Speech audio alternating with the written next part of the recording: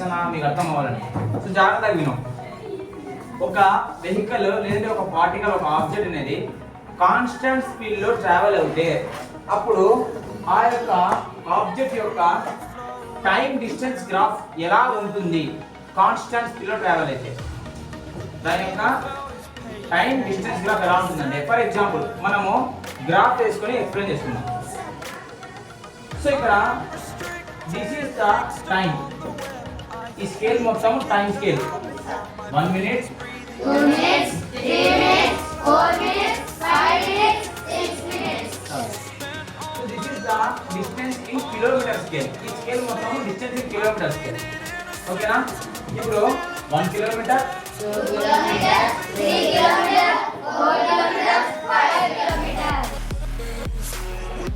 ఒక వెహికల్ ఓకేనా, లేదా ఒక బస్సు, అందులో మనమంతా ఉన్నాము. ఆ బస్సు అనేది 1 kilometer ట్రావెల్ చేసిందంట. 1 kilometer అంటే ఇదే కదా. సో ఇది ఈ లైన్ లో సెకండ్ లైన్ లో ఉంది. సో ఇక్కడ 1 kilometer ట్రావెల్ చేయడానికి దానికి ఎంత టైం తీసుకుందంట? అది 1 minute. ఎన్ని మినిట్స్? 1 minute.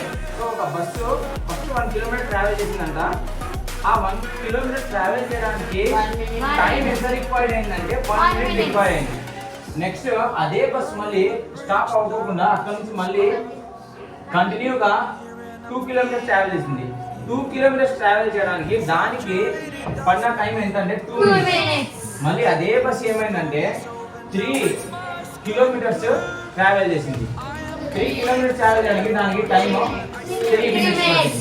ఇప్పుడు 4 kilometers ట్రావెల్ చేసింది బస్సు, 4 minutes టైం తీసుకుంది.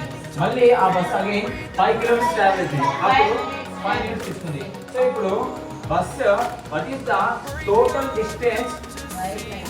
What is the total distance of the bus? 5 kilometers. 5 kilometers. What is the total time in minutes of the bus? 5 minutes. 5 minutes. So total distance.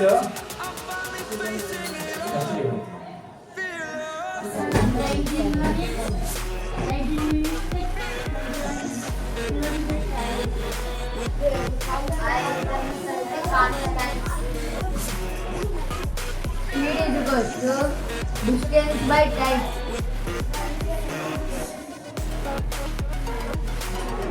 Speed is equal to distance by time. ఇప్పుడు మనం ఏం చేయాలంటే bus travel అయిన distance ఎంత అంటే ఆ bus travel చేసిన distance ఎంత? 5 kilometers. తీసుకున్న టైం 5 minutes. 5 minutes. మన దగ్గర డిస్టెన్స్ ఉంది, టైం ఉంది. బస్సు ట్రావెల్ చేసిన డిస్టెన్స్ 5 kilometers. దానికి 5 kilometers ట్రావెల్ చేయడానికి తీసుకున్న టైం 5 minutes. ఇప్పుడు మన దగ్గర డిస్టెన్స్ ఉంది, టైం ఉంది. సో ఇప్పుడు డిస్టెన్స్ టైం ఉంటే మనం దాని యొక్క బస్సు యొక్క స్పీడ్ ని మెజర్ చేయొచ్చా చేయలేమా? చేయొచ్చు. సో డిస్టెన్స్ ఎంత ట్రావెల్ చేసింది bus? 5 kilometers. Time 5 minutes. So 5 gets cancelled. 1 kilometer per minute. అంటే ఒక్క మినిట్ కి బస్సు 1 kilometer ట్రావెల్ చేస్తుందంట. సో ఈ విధంగా మనము గ్రాఫ్ ని చూసి బస్సు యొక్క స్పీడ్ ని డిసైడ్ చేయొచ్చా? అంటే ఏదైనా సరే పార్టికల్ వెహికల్ ఆబ్జెక్ట్ యొక్క స్పీడ్ ని డిసైడ్ చేయొచ్చా?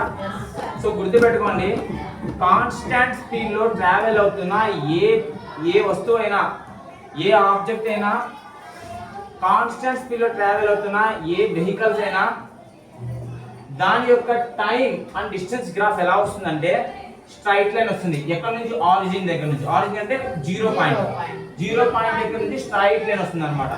ఎప్పుడు వస్తుంది? కాన్స్టాంట్ స్పీడ్ లో ట్రావెల్ అయితే. సో ఇది మీరు గుర్తు పెట్టుకోవాలి. అర్థమైందా?